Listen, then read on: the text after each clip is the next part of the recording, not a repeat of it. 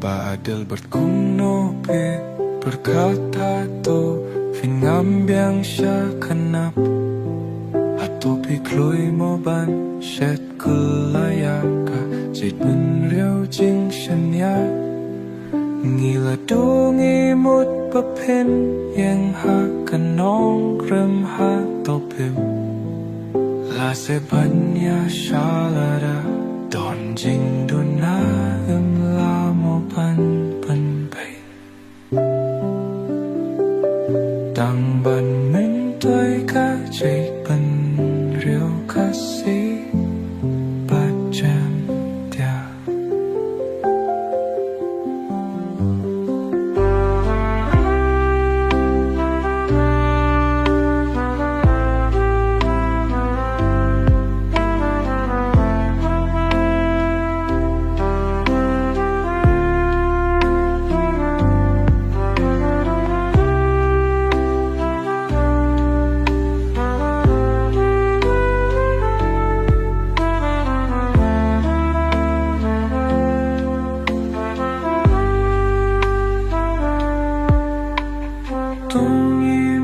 Papin yang ha kanong krim ha to prim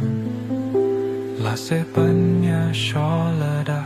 Don jing duna him la mo ban ban pi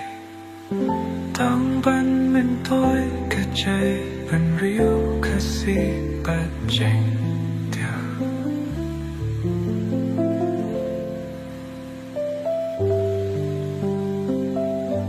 Ka chay and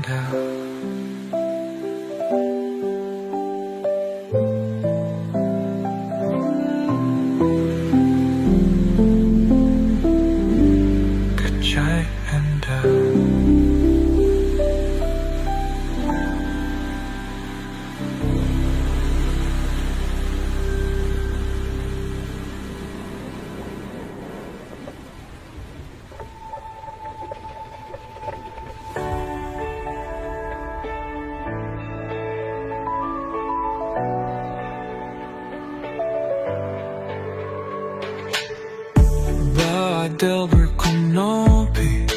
berkata topin ngambiang siya kanu Apa to pikloy mo ban siya kalaya ka Jai bin riu jing shanya Ngila dungimut bapin Yang hakanong rim hatopin Laseban ya siya